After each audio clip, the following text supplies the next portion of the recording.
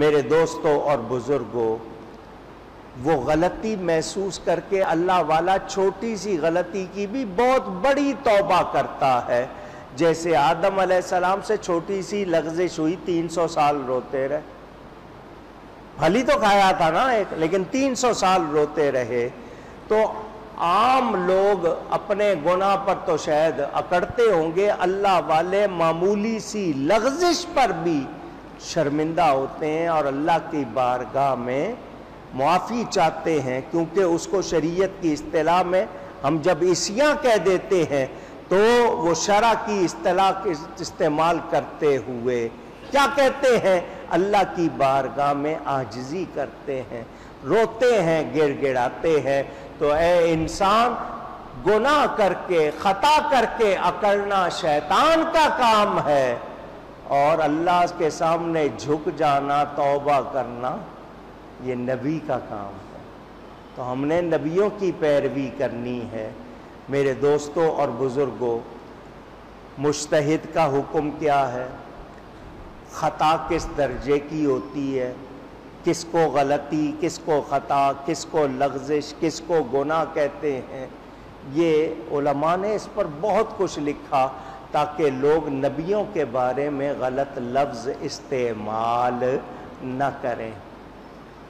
حضرت بایزید بسطامی رضی اللہ تعالی عنہ سے یہ کسی نے سوال کیا کہ اللہ کا ولی عارف باللہ، اہل کشف، جس کی نورانی آنکھیں ہیں، سب کچھ دیکھتا ہے، کیا اس سے بھی خطا ظاہر ہو سکتی ہے؟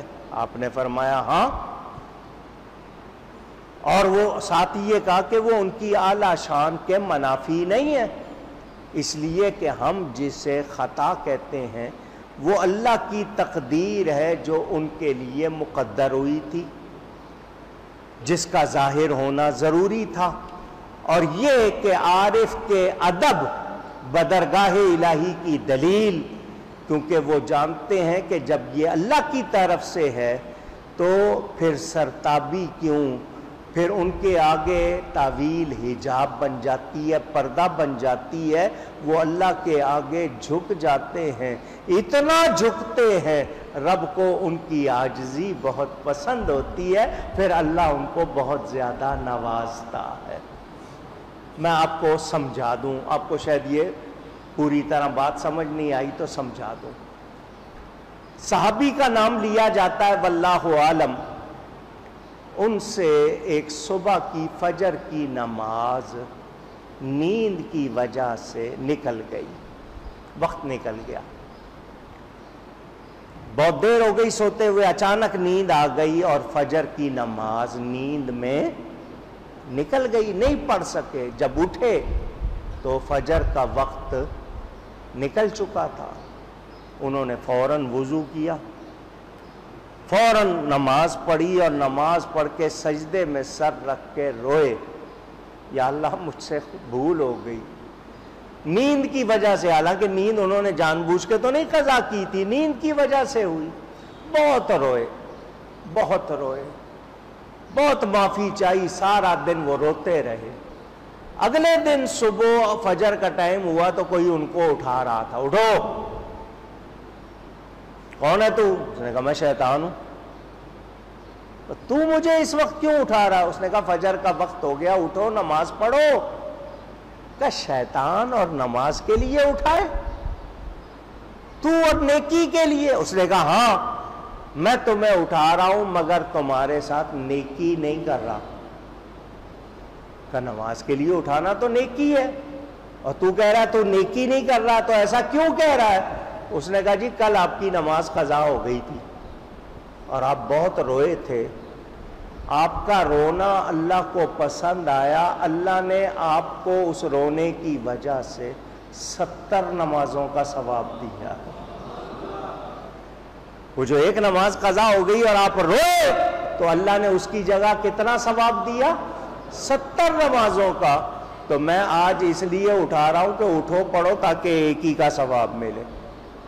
کہیں پھر رہو گے پھر زیادہ ثواب، تو میں نیکی نہیں کر رہا، دشمنی کر رہا ہوں.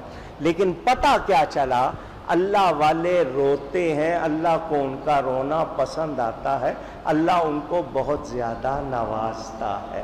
وہ ہماری طرح، اللہ والے ہماری طرح اونچی کہیے گا نہیں، یاد رکھنا ہے اس بات کو۔ تو ہم ان کو خود پر قیاس نہ کر لیں۔ اللہ والے کبھی ان سے کوئی صورتاً کوئی چیز ایسی ظاہر بھی ہو، وہ اللہ کی بارگاہ میں کتنا روتے گڑ گڑاتے ہیں، اور پھر ان کو کیا درجہ مل جاتا ہے۔ یہاں ایک بات اور بھی کر دوں، آپ کو کسی کا گناہ معلوم ہو جائے، آپ کے ذہن میں ہوتا ہے اس نے یہ گناہ کیا، آپ کو یاد ہے، آپ اس کے گناہ کو یاد کرتے رہتے ہیں، ہو سکتا ہے اس نے ایسی توبہ کی ہو، اللہ سے ایسا رویا گڑ گڑایا ہو، ایسی توبہ کی ہو کہ اس کو بہت درجے مل گئے ہوں، اور آپ وہ گناہ ہی یاد رکھے ہوئے ہوں۔ ہر ایک کا معاملہ ایک جیسا نہیں۔ تو اللہ والوں کے بارے میں جب ہم اتنے محتاط، تو نبیوں کی شان تو بہت بلند ہے۔ نبیوں کے بارے میں کیا ہے کہ نبی معصوم ہے، نبی، پھر کہیے نبی معصوم ہے۔ ان کے بارے میں ہم وہ تصور جو آپس میں ایک دوسرے کے لیے کرتے ہیں خطا گناہ کا، وہ نبیوں کے لیے ہمیشہ نہیں کریں گے، کیونکہ نبی معصوم ہوتے ہیں۔ اللہ تعالیٰ نے حضرت موسیٰ علیہ السلام کو لاٹھی عطا فرمائی، اور انہوں نے دیکھا وہ سانپ بن گیا۔ اللہ نے فرمایا ڈرو نہیں۔ پھر کیا فرمایا؟ وَأَدْخِلْ يَدَكَ فِي جَيْبِكَ تَخْرُجْ بَيْضَاءَ مِنْ غَيْرِ سُوءٍ۔ آپ لوگ جیب بولتے ہیں، جیب، پاکٹ، اصل لفظ جیب ہے۔ کیا لفظ ہے؟ قرآن سے ہے نا، جیبی کا، ہم لوگ جیب بولتے ہیں، اصل لفظ جیب۔ اللہ فرماتا ہے اور اپنا ہاتھ ڈالو اپنی جیب میں، مراد گریبان ہے، گریبان میں ڈالو، تخرج، نکلے گا۔ جب تم ہاتھ ڈالو گے نا بغل کے نیچے، اور جب نکالو گے، بیضاء من غیر سوء۔ اے موسیٰ اپنا ہاتھ اپنے گریبان میں ڈالو بغل میں، جب نکالو گے تو سفید چمکتا ہوا نکلے گا بغیر عیب کے، اس میں کوئی دھبا، کوئی داغ، کوئی نقص، کوئی عیب نہیں ہوگا، چمکتا ہوا نکلے گا۔ ایک معجزہ تو لاٹھی پھینکا تو کیا بن گیا؟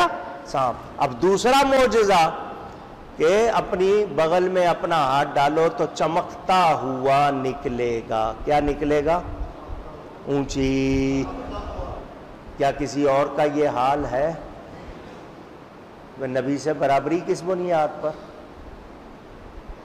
آپ تو اپنا ہاتھ بغل میں ڈال کے نکالیں، دوسرا آدمی پرے ہو جائے گا کہ یار تیری بغل میں تو بو آتی ہوگی، پسینہ ہوگا، جا ہاتھ دھو کے آ، وہ آپ سے کراہت کرے گا۔ یہاں نبی نکال رہے ہیں تو کیا ہے؟ چمک رہا ہے، اور اس میں کوئی عیب نہیں۔ فی تسع آیات الی فرعون وقومہ، 9 نشانیوں میں، کتنی 9، فرعون اور اس کی قوم کی طرف۔ انہم کانوا قوما فاسقین، بے شک وہ نافرمان لوگ ہیں۔ فرعون اور اس کی قوم جو ہے وہ کیا ہے؟ اونچی۔ آپ کسی کو نافرمان کہیں غصہ آتا ہے اس کو، تو اللہ جس کو نافرمان فرما رہا ہے، پتہ چلا وہ کتنے نافرمان ہیں، تو ہمیں نافرمانی سے، ورنہ آپ نافرمان کہے جائیں گے، پھر غصہ نہیں آنا چاہیے کیونکہ ہیں نافرمان، تو اللہ نافرمانی سے بچائے۔ میرے دوستوں اور بزرگوں، برس ایک بیماری ہے، لیپریسی کہتے ہیں شاید، سفید داغ پڑ جاتے ہیں، پھل بہری بھی کہتے ہیں اس کو، پیچز بھی کہتے ہیں. کوئی یہ نہ سمجھ لے کہ موسیٰ علیہ السلام کا ہاتھ اس بیماری جیسا سفید ہو کر چمکتا تھا، ایسی بات نہیں. یہ بیماری کی وجہ سے نہیں ہے، بلکہ یہ دوسرا معجزہ ہے. ایک معجزہ لاٹھی پھینکو تو کیا بن جائے، بغل میں ہاتھ ڈال کے نکالیں تو چمکتا ہوا. موسیٰ علیہ السلام کو 9 معجزے عطا ہوئے. کتنے؟ اونچی کہیے گا. 9. سنا دیتا ہوں. سب سے پہلے تو لاٹھی، عصا. ایک ید بیدا، چمکتا ہوا ہاتھ. کتنے ہو گئے؟ دریا چیرنا. منو سلوا، پکے پکائے کھانے اترنا. 4. فرعونیوں پر، اب گن لینا، جوئیں 1، مینڈک 2، خون 3، طوفان 4. یہ عذاب اترنا. موسیٰ علیہ السلام کا جب کہنا نہیں مانتے تھے، پہلے ان پر جوئیں، پھر مینڈک، پھر خون اور پھر طوفان. ہر بار کہتے تھے اب نہیں کریں گے، پھر تھوڑے دنوں کے بعد وہی کرنے لگ جاتے تھے. دوسرا عذاب، پھر جی یہ نہیں کریں گے، پھر وہ آتا تھا. یہ 9 نشانیاں موسیٰ علیہ السلام کو دی گئیں. کتنی؟ پھر کہیے، ذرا زور سے کہہ دیں. 9. 1 سے 9 تک نمبر ہوتے ہیں. 1 2 3 4 5 6 7 8 9. انگلش میں گن لیں 1 2 3 4 5 6 7 8 9. عربی میں گن لیں 1 2 3 4 5 6 7 8 9. ساری زبانوں کی گنتی سناؤں؟ نہیں آتی ہے مجھے. 30-40 زبانوں کی گنتی آتی ہے. اب کہیں گے ساری سنا دوں گا. خیر، یہ آپ نے سن لیا. کتنے معجزے؟ اگر یاد نہیں ہے پھر سن لے. پہلی لاٹھی، پھر چمکتا ہوا ہاتھ ید بیدا، پھر منو سلوا، دریا چیرنا، جنگلوں میں سرسبزی اور شادابی ہوئی، کافروں کے لیے قحط ہوا، طوفان، ٹڈی، جوئیں، مینڈک، خون. 9 معجزے. یہ حضرت موسیٰ علیہ السلام کو ملے. تورات موسیٰ علیہ السلام پر نازل ہوئی. میرے نبی کے ٹوٹل معجزے کتنے ہیں؟ گنتی ان کی، صرف تورات کتاب میں میرے نبی کے 6000 معجزے بیان ہوئے. صرف تورات میں. گنتی کتنی ہے اس کا کوئی شمار. اونچی کہیے گا. تو اس لیے میرا یہ جملہ سن لیں، سارے نبی معجزے لے کر آئے، میرا نبی سراپا معجزہ بن کر آیا. میرے نبی جیسا سب سے اولا اعلیٰ ہمارا نبی سے اولا اعلیٰ ہمارا نبی سب سے بالا والا ہمارا نبی صلی اللہ علیہ وسلم. موسیٰ علیہ السلام نے اس وقت اون کا جو لباس پہنا ہوا تھا، اس میں نہ بازو تھے آستین اس طرح الگ سے، اور نہ ہی کوئی بٹن. وہ ایک چادر کی طرح اوڑے ہوئے تھے. اللہ نے فرمایا اس کے اندر ہاتھ ڈالے. انہوں نے اندر ہاتھ ڈالا. یہ مدرعہ، مشلہ، جبہ وغیرہ ابا کا لفظ کہتے ہیں. یہ قمیص کی بجائے پہنا جاتا تھا. وہاں ایک رواج تھا. ہاتھ ڈال کے نکالو گے تو سفید چمکتا ہوا نورانی اس کی سورج جیسی روشنی ہوگی، اور ہاتھ روشن ہو کر ظاہر ہوگا بغیر کسی بیماری کے، یعنی کسی بیماری کی طرح نہیں ہوگا، بلکہ جس طرح ہوتا نا کہ ہاتھ میں وہ بیماری آ گئی تو کھال سفید نظر آتی، نہیں، بلکہ روشنی ہوگی، چمکتا ہوا ہاتھ ہوگا۔ حضرت موسیٰ علیہ السلام بغل کے نیچے ہاتھ ڈالیں تو ان کا اپنا ہاتھ چمکتا ہے۔ سن رہے ہیں؟ موسیٰ علیہ السلام اپنے بغل میں ہاتھ ڈالیں تو ان کا اپنا ہاتھ چمکتا ہے۔ میرے نبی پاک صلی اللہ علیہ وسلم کا ہاتھ جس چیز کو لگ جائے وہ چیز چمکتی ہے، وہ چیز جس چیز سے لگ جائے وہ بھی چمکتی ہے۔ اللہ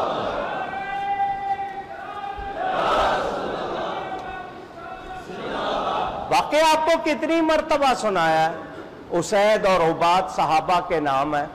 عشاء کے بعد حضور کے پاس بیٹھے باتیں کر رہے ہیں، بارش شروع ہو گئی، کچی گلیاں تھیں، مٹی پانی ملا، کیچڑ بن گیا، اندھیرا، لائٹ نہیں ہے، باتیں کرتے کرتے دیر ہو گئی، سوال پوچھتے رہے، اٹھ کے جانے لگے تو حضور بارش ہے، کیچڑ ہے، اندھیرا ہے، ہم نے اپنے گھروں کو جانا ہے، ہمارے پاس روشنی بھی نہیں ہے، کوئی اور چیز بھی نہیں ہے، چھتریاں بھی نہیں ہیں، کچھ ہوتا نہیں ہے۔ حضور نے یہ نہیں فرمایا ایک تو تمہیں مسئلے بتاؤں، ایک تو تمہارے سوالوں کے جواب دوں، اب تمہارے لیے روشنی کا انتظام کروں؟ کیوں بیٹھے تھے؟ صبح آ جاتے، خود ہی بیٹھے تھے نا۔ نہیں، میرے آقا نے ایسا، اور صحابہ نے بھی حضور سے کہا، وہ جانتے تھے یہ نبی مشکل کشا ہے۔ حضور ہمارے پاس لائٹ نہیں ہے، باہر اندھیرا ہے، بارش ہے۔ حضور نے یہ نہیں فرمایا مسجد میں سو جاؤ صبح چلے جانا، یہ بھی نہیں فرمایا۔ فرمایا تمہارے پاس لاٹھی ہے، یہ جو ہاتھ میں لاٹھی رکھتے ہیں یہ سنت۔ صحابی نے کہا ہے، حضور نے کہا ادھر لاؤ، حضور نے اس کو ہاتھ لگا دیا، فرمایا یہ تمہارے لیے روشنی کرے گی۔ وہ صحابی کہتے ہیں میں باہر نکلا تو اس سے اسی طرح روشنی، جس طرح ہم کہتے ہیں نا ٹارچ سے نکلتی ہے، اس سے روشنی نکل رہی تھی، ہم بڑے مزے سے پانی سے بچتے ہوئے اس روشنی میں فاصلہ طے کر رہے تھے۔ کچھ دور جا کے دونوں کا رستہ الگ، ایک نے اپنے گھر جانا ہے، دوسرے نے اپنے گھر، تو جس کے پاس روشنی تھی وہ تو بڑا مطمئن، دوسرے نے کہا میں اپنے گھر کیسے جاؤں گا؟ تو پہلے والے نے یہ نہیں کہا کہ چل میں تجھے چھوڑ آتا ہوں، تجھے پہلے پہنچا دوں اور پھر آ جاتا ہوں، میرے پاس تو روشنی ہے، نہیں، اس نے کہا تیری لاٹھی کہاں ہے؟ اس نے اپنی لاٹھی دی، اس نے اس کی لاٹھی اپنی لاٹھی سے لگائی، وہ بھی چمکنے لگ گئی۔ موسیٰ علیہ السلام صرف اپنا ہاتھ چمکا رہے ہیں، بڑی بات ہے، مگر میرا نبی جسے ہاتھ لگا دے وہ چمک رہا ہے، جو اس سے لگ جائے وہ چمک رہا ہے۔ تو کیوں نہ کہیں چمک تجھ سے پاتے ہیں سب چمک تجھ سے پاتے ہیں سب پانے والے، میرا دل بھی چمکا دے چمکانے والے۔ تو میرے نبی کو اللہ نے جو شان دی ہے وہ کسی اور کی۔ گفتگو میں کوئی غلطی ہوئی ہو اللہ کی بارگاہ میں توبہ کرتا ہوں۔ یہ بیان جاری ہے، باقی انشاءاللہ آئندہ۔